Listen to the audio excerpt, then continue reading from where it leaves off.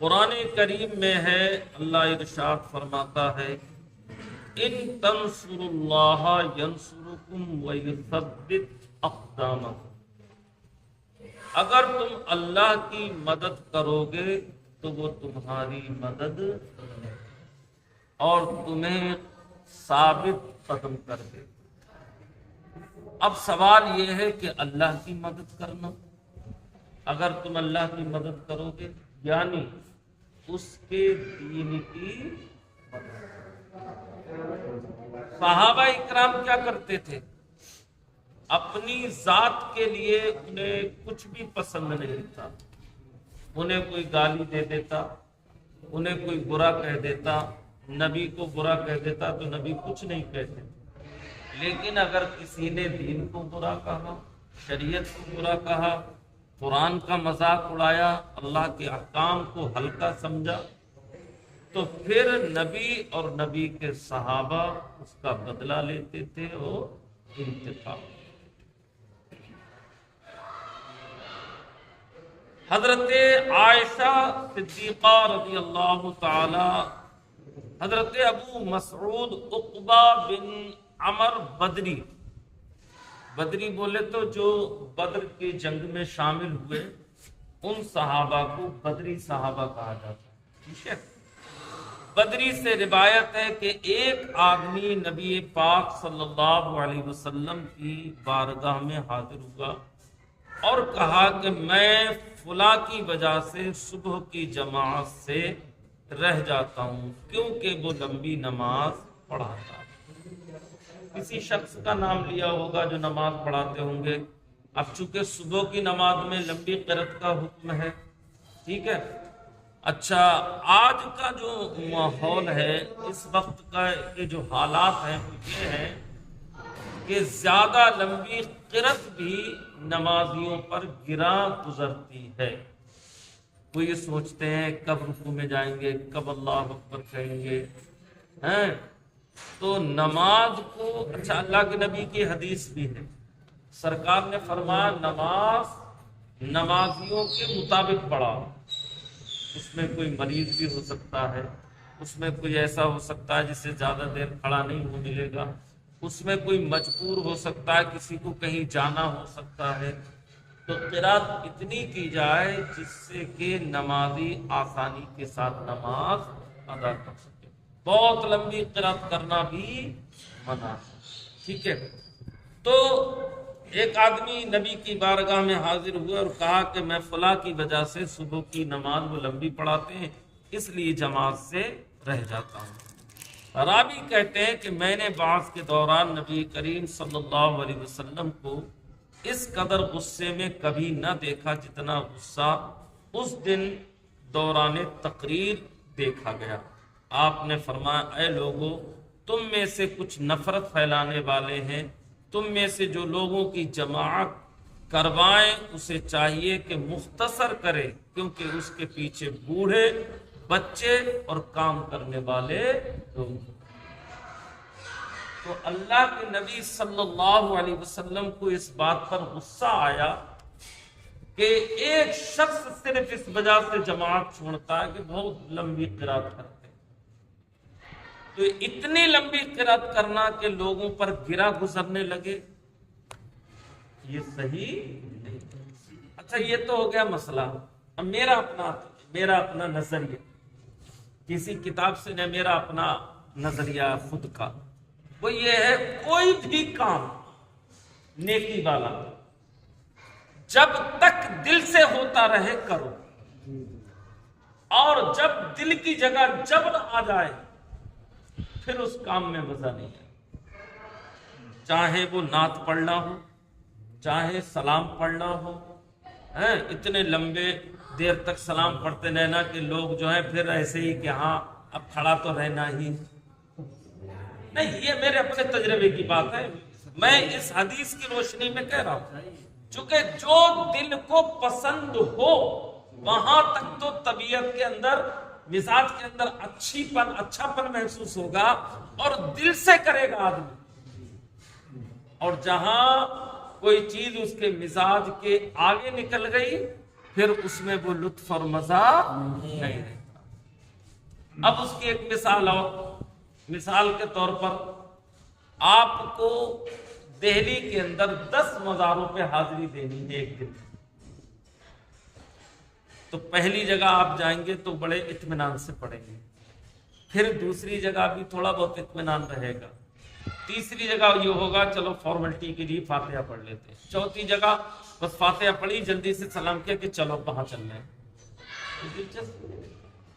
آپ ایک مزار پہ جائیں، پھر جو آپ کو دلچسپی کے ساتھ وہاں دعا مانگیں گے، بیٹھیں گے، اس کی بات کچھ اور ہوگی۔ اسی طریقے سے ہر معاملہ، قرآن کی تلاوت ہو، نماز ہو، روزہ ہو، کچھ بھی چیز ہو، جس میں دل مطمئن رہے اتنا کریں۔ جب جبر آ جائے تو پھر وہ ہو تو جاتا ہے مطلب مزہ نہیں۔ تو اللہ کے نبی صلی اللہ تعالی علیہ وسلم نے فرمایا، اچھا کچھ لوگ جن کی آوازیں اچھی ہوتی ہیں تو وہ اپنے پڑے رہتے ہیں، کھینچے رہتے ہیں، انہیں کوئی مطلب۔ مغرب کی نماز میں ہلکی قرأت کا حکم ہے اور وہ لمبی لمبی صورتیں پڑھے بیٹھے ہیں۔ بعض لوگ اتنی لمبی لمبی دعا مانگتے ہیں کہ آدمی اکتا جاتا ہے۔ بات سمجھ میں آ رہی ہے؟ تو کام وہ کرو جس کے اندر اطمینان رہے، سکون رہے، اور جب سکون ختم ہو جائے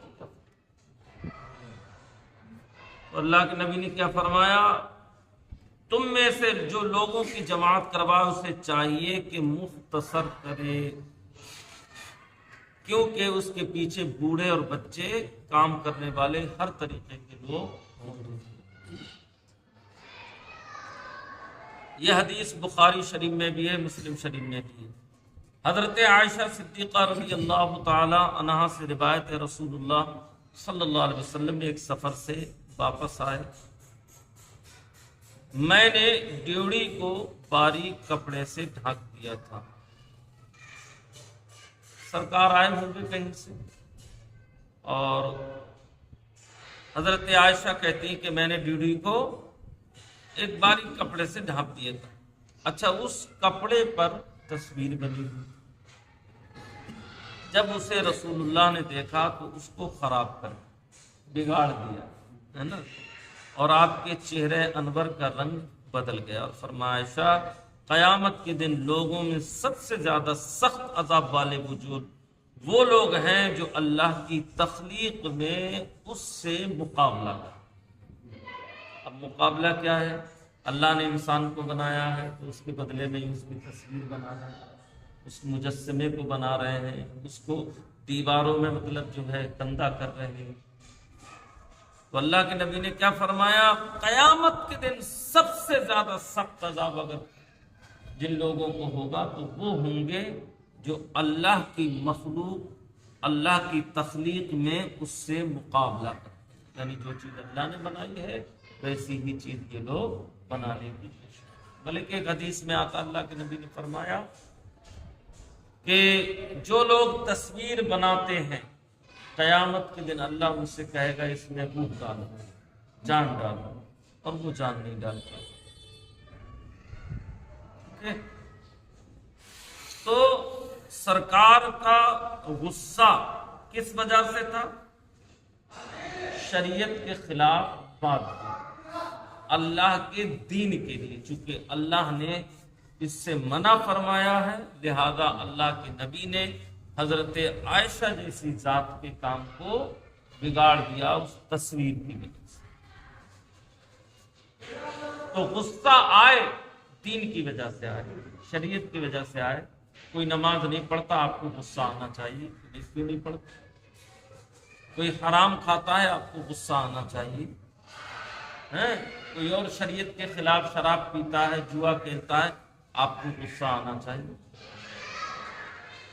تو جہاں غصہ آنے والی بات ہے وہاں غصہ آنا چاہیے،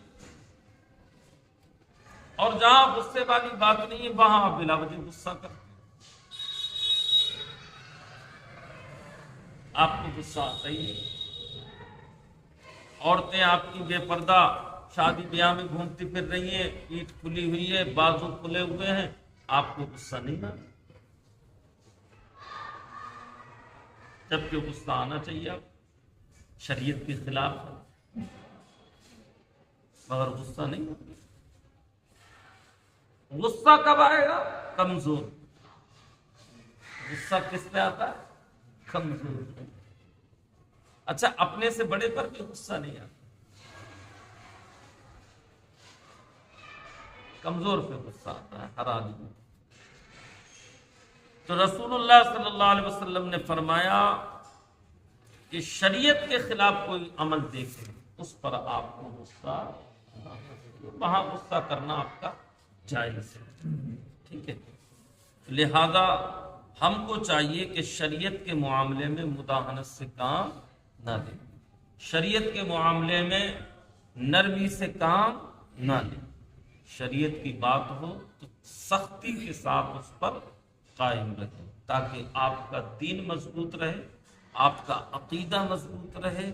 یہی سبب ہے کہ صحابہ نے دین کی وجہ سے اپنے ماں باپوں کو بھی چھوڑ دیا تھا، رشتہ داریوں کو چھوڑ دیا تھا، گھر بار کو چھوڑ دیا تھا، مال و متاع، مکان، دکان سب چھوڑ دی۔